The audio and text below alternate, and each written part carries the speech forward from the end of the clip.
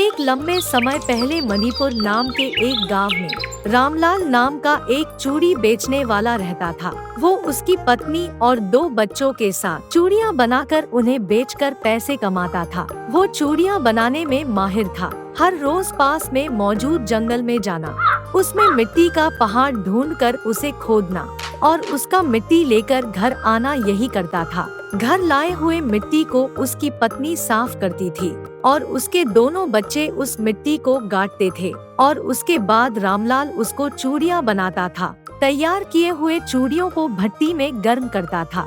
पकाए हुए इन चूड़ियों को उसकी पत्नी अलग अलग रंगों से रंगती थी और अगले दिन रामलाल उन चूड़ियों को बेचने गांव में घूमता था।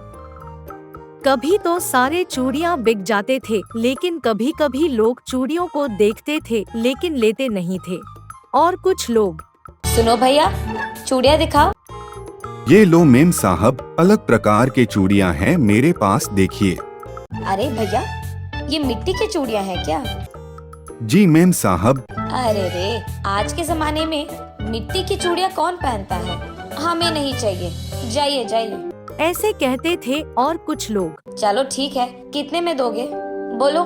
2 चूड़ियों के 50 रुपया में। क्या मिट्टी की चूड़ियों का इतना रेट? जी मेम साहब, आजकल तो मिट्टी के चूड़ियां कोई बना ही नहीं रहा है ना, इसलिए इसका दाम इतना है। फिर भी इतना दाम?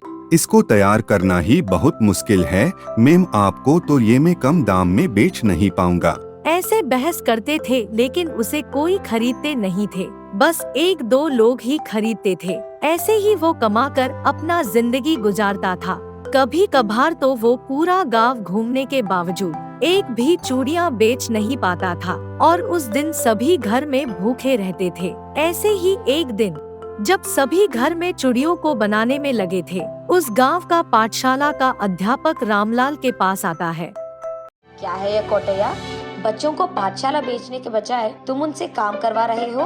क्या तुम्हें नहीं पता कि बच्चों से काम करवाना गलत है? साहब मुझे माफ कर दीजिए, बच्चों से काम करवाना मुझे भी अच्छा नहीं लगता है और कोई चारा नहीं है, इसलिए अगर उनको पाठशाला भेजना है, उनके लिए ड्रेस और पुस्तकों को खरीदने के लिए भी पैसे मेरे पास नहीं है, इसीलिए ये सब करवा रहा हूँ। सब मिलजुल कर काम करेंगे तो कम से कम 4 रुपए कमा पाऊंगा और खाना खा पाऊंगा, इसलिए मैंने इन्हें घर पर रख लिया।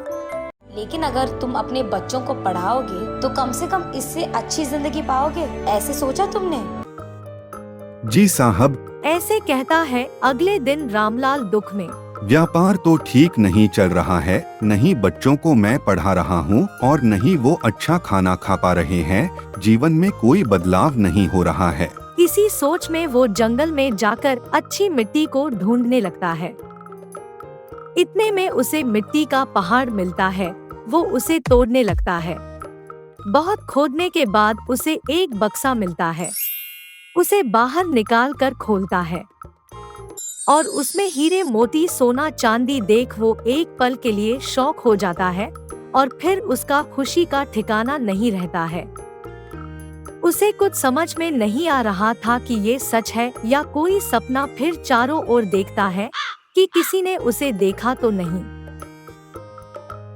फिर वो तुरंत मिट्टी के साथ ही उसे अपने घर ले जाता है। घर जाते ही उस बक्से में पड़ा सारा सोना अपनी बीवी को दिखाता है। तब उसकी पत्नी, भगवान, इससे हम क्या करेंगे जी? इसे जहाँ भी बेचे लोगों को तो पता चल ही जाएगा। और इतना ही नहीं, अगर अचानक हमारे पास इतने पैसे आ गए तो लोगों को शक होगा ही। ऐसे कहती है। बात तो सच है, इसलिए हम आज ही सारे सोने का चूड़ियां बनाएंगे और इस गांव को छोड़कर कल सुबह शहर चले जाएंगे, वहीं पे एक दुकान लगाएंगे। ये कहकर अगले ही दिन पूरे परिवार के साथ शहर पहुंचता है रामलाल। वहाँ एक दुकान को किराए में लेकर एक व्यापार शुरू करता है रामलाल और दोनों बच्चों को अच्छे स्कूल में डालता है। कुछ ही दिनों में व्यापार में बहुत ज्यादा मुनाफा होने से वही शहर में एक अच्छा घर भी लेता है रामलाल। वो यही सोचता है, उसको गरीबी में देखकर भगवान ने खुद उसकी मदद की है और इसलिए हर रोज भगवान का शुक्रिया करता है। फिर वो फैसला करता है जितने भी गांव में चूड़ियां बेचने वाले हैं सबको अपने दुकान में काम दूंगा और सबका मदद करूंगा। ऐसे रामलाल सबका मदद करते हुए अपना जीवन गुजारता है।